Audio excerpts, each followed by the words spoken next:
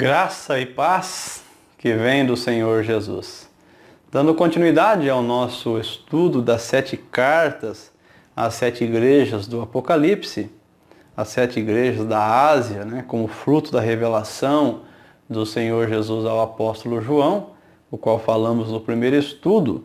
Hoje vamos estudar a carta à igreja em Filadélfia, Apocalipse capítulo 3, versículos 7 até 13. Ao anjo da igreja em Filadélfia escreve. Se você não se lembra o que é o anjo, participa lá do primeiro estudo, Ou então você vai lá no final do capítulo de número 1.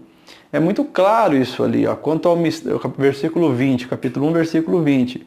Quanto ao mistério das 7 estrelas que viste na minha mão direita e aos 7 candeeiros de ouro, as 7 estrelas são os anjos das 7 igrejas. E os 7 candeeiros são as 7 igrejas. Aí a carta à igreja em Filadélfia começa ao anjo da igreja em Filadélfia, o pastor, o líder, o mensageiro, assim como, de certa forma, os cristãos também. Mas nós pensamos muito nessa questão da hierarquia, Realmente aqui dessa responsabilidade que o Senhor dá a alguém, o qual geralmente é o pastor da igreja, de cada igreja. Estas coisas diz o santo e verdadeiro, aquele que tem a chave de Davi, que abre e ninguém fechará, e que fecha e ninguém abrirá. Olha aí a característica do Senhor Jesus, do governo dele, O que ele decreta, assim será. O que ele fecha está fechado, o que ele abre está aberto. Cristão que não compreende o governo do Senhor Jesus hoje, fica aí parecendo vítima das circunstâncias, vítima da sociedade. Quando vê aí um governo corrupto, declarar uma lei corrupta, fica aí se descabelando. E não percebe que quanto mais a apostasia entra no mundo, quanto mais os governos se rebelam, mais próximo está a vinda do Senhor Jesus. Isso é realmente algo que eu sempre observei. Versículo 8. Conheço as tuas obras. Mais uma vez, obras em questão. Ela aparece em outras cartas anteriores também. As obras são desejáveis, são necessárias e são elogiáveis sempre pelo Senhor Jesus. O problema é aquele que acha que ele tem que fazer obras para alcançar alguma coisa de Deus. Não. Nossas obras não acrescentam nada em nosso benefício. Não nos salvam e não nos dão nenhum acréscimo à nossa salvação. Nós somos salvos pela graça, por meio da fé, da obra realizada pelo Senhor Jesus. Mas nós fomos criados em Cristo Jesus para boas obras, as quais Deus preparou para que nós andássemos nela. O apóstolo Paulo ensinou isto em Efésios. Conheço as suas obras.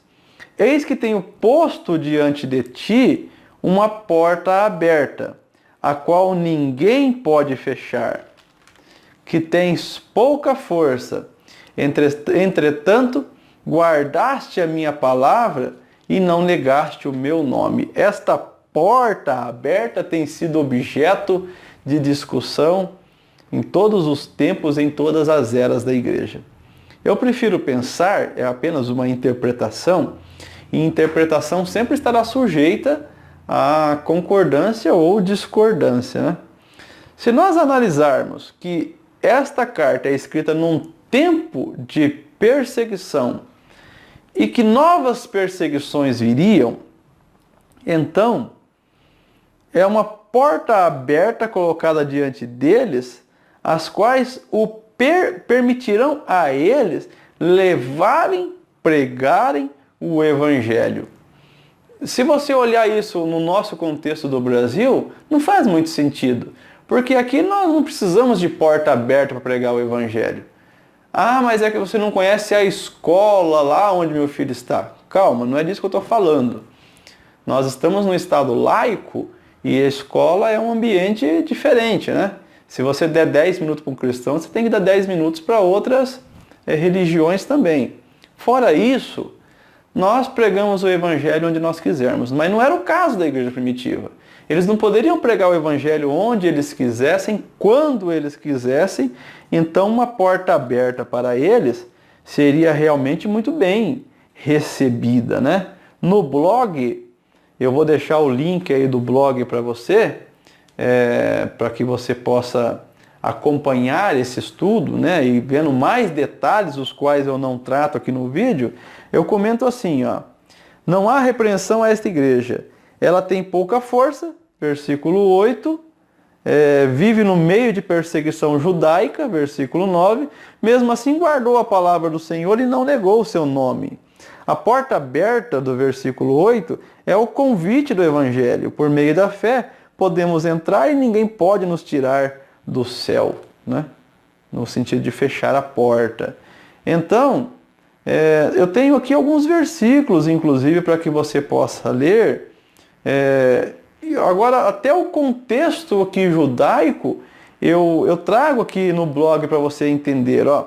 Os judeus entendiam que Abraão é a porta da salvação e, portanto, todo descendente dele teria esse privilégio. A circuncisão era então necessária para selar essa descendência de Abraão. Se nós formos ver que muitos judeus estavam recebendo essa epístola, essa carta, né, não é uma epístola, é uma revelação, muitos estavam recebendo e muitos eram judeus que achavam que Abraão era a porta e que a circuncisão era um meio para entrar por essa porta. Agora, quem está dizendo aqui é o Senhor Jesus, o santo, o verdadeiro, aquele que tem a chave de Davi, e Davi remete a todo o contexto judaico, aquele que abre e ninguém fecha, fecha e ninguém abre. A questão que está aqui é porta, né? Porta que abre, porta que não fecha, né? Porta que fecha e ninguém abre, porta que abre e ninguém fecha. Eu conheço as suas obras. Agora, pensando não no cristão, mas no judeu. Eis que tenho posto diante de ti uma porta aberta. É o Senhor Jesus quem coloca, e é Ele quem é a porta, porque no Evangelho de João, por exemplo, se você ler, várias vezes o Senhor Jesus ele mostra que Ele é essa porta, a qual ninguém pode fechar. Então, Ele, o Senhor Jesus, é a porta. Ninguém vai aos céus, Ele é o caminho, a verdade e a vida. Ninguém vai ao céu se não for por meio dEle. Ele continua dizendo que vocês têm pouca força, entretanto, guardaste a minha palavra e não negaste o meu nome. Eis que farei que alguns dos que são da sinagoga de Satanás, desses que a si mesmos se declaram judeus e não são, mas mentem, eis que os farei vir e prostrar-se aos teus pés e conhecer que eu te amei. Essa questão de sinagoga de Satanás, se referindo aos judeus, isso aqui eu expliquei um pouco na carta à igreja em Esmirna, no capítulo 2, versículo 9. Convém que você faça esse estudo, porque daí você vai compreender os detalhes, né? Mas somente revisando ou simplificando. A eleição do chamado em Abraão deveria se concretizar por meio do seu descendente, que é Jesus. Então, eles que são judeus deveriam confirmar a sua aliança crendo em Jesus. Quando não creem em Jesus, perseguem a Jesus no sentido de invalidar todo o testemunho, obra, vida, morte, ressurreição, ascensão do Senhor, o seu governo nos céus. E aí, opondo-se ao Senhor Jesus, ao invés de serem uma sinagoga de Deus, uma igreja de Deus, acabam sendo sinagoga de Satanás, porque ao se opor a Jesus estão fazendo a vontade de Satanás. Mas você pode aprender um pouco mais lendo ali o estudo, né, no YouTube da carta à igreja em Esmirna. Porque guardastes a palavra da minha perseverança, também eu te guardarei da hora da provação que há de vir sobre o mundo inteiro para experimentar os que habitam sobre a terra. Aqui, provavelmente, quando você procurou no YouTube essa carta e você encontrou o meu vídeo, eu até fico pensando, acho que você de repente estava estudando acerca, né, de pré-tribulacionismo, pós-tribulacionismo, e você, por causa desse versículo, encontrou o meu estudo e agora você quer ouvir o que eu vou falar sobre isso. É muito interessante isso, porque muitas pessoas elas buscam com esse objetivo. O dispensacionalismo, que é uma ala do pré-tribulacionismo, porque existe o pré-tribulacionismo histórico, existe o pré-tribulacionismo dispensacionalista, e existe agora até uma revolução acerca desse pré-tribulacionismo dispensacionalista, que tem uma nova versão, pouco difundida ainda, mas tem. Eles apoiam-se aqui, é um dos estudos onde eles vão dizer que a igreja, inclusive um dos ciclos do Apocalipse, que completa no capítulo 3, não passará pela tribulação, porque guardou a palavra da perseverança, o Senhor vai guardá-la da hora da provação, ou seja, vai guardá-la de passar pela terrível tribulação, que os dispensacionalistas entendem que será em 7 anos, onde nos 3 anos e meio iniciais, o governo do anticristo não perseguirá a igreja, e nos 3 anos e meio finais, ele perseguirá, né?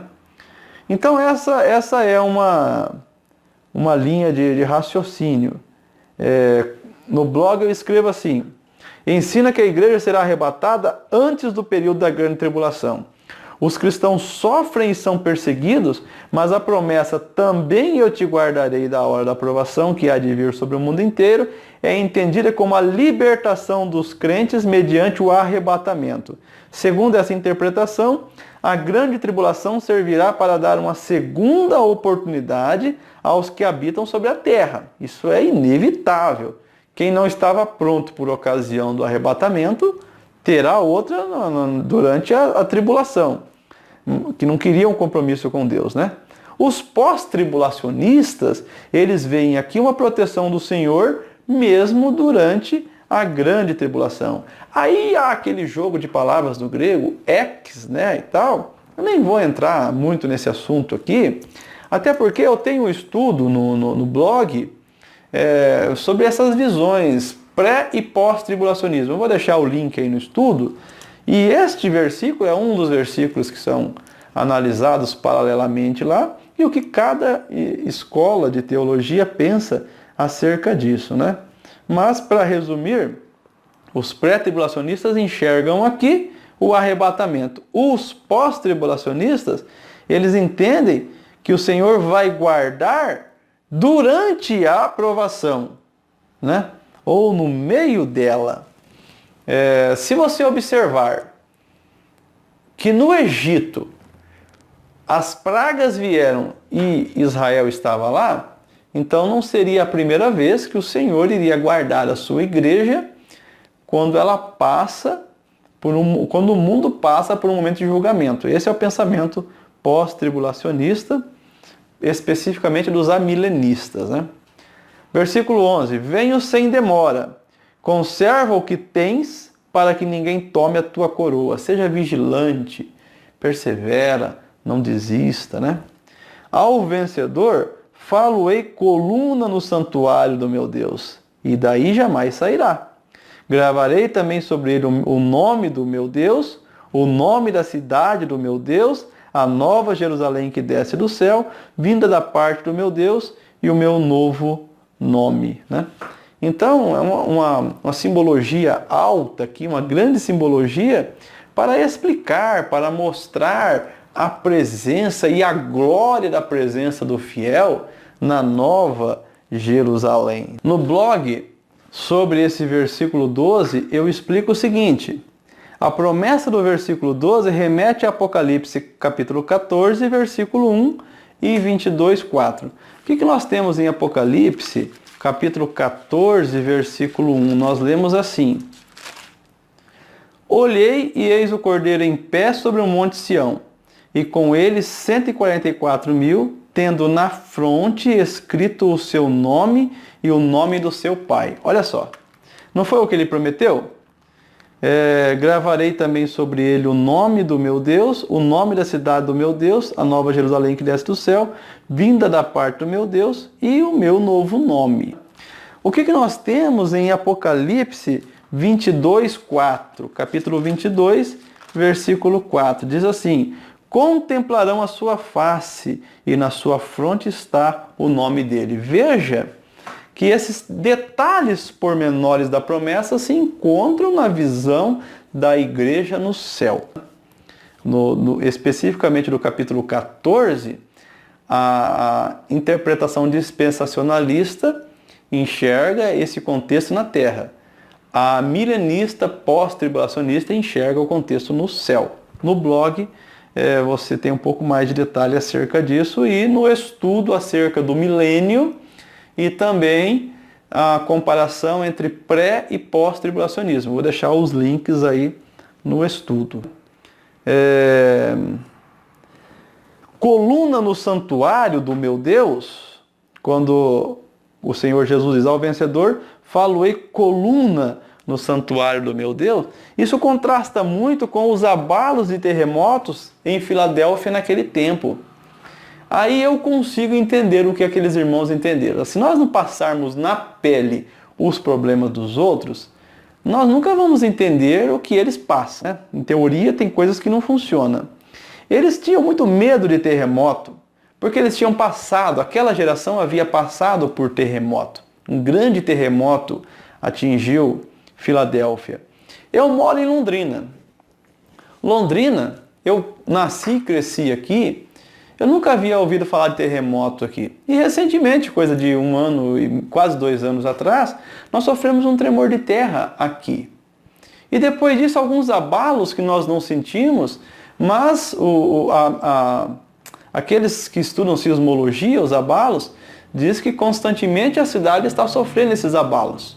Então, quando nós ouvimos isso, eu particularmente, nós vivemos com medo, né? Eu orei a Deus pedindo: ó Senhor, se acontecer de houver um terremoto e cair a minha casa, que o Senhor livre eu e minha família quando acontecer isso. A gente começa a olhar para aquilo que nós construímos, né? Eu particularmente gosto muito da minha casa, levei 10 anos para construí-la, e a gente percebe que pode perder tudo, né, em um instante. Aí o Senhor Jesus diz e vem: ao vencedor vou fazê-lo coluna no santuário do meu Deus. E nós sabemos que coluna é o que mantém uma casa. Para quem estava com medo de terremoto, vai ser coluna no céu. Gente, eu não sei se isso fala ao seu coração, que fala ao meu.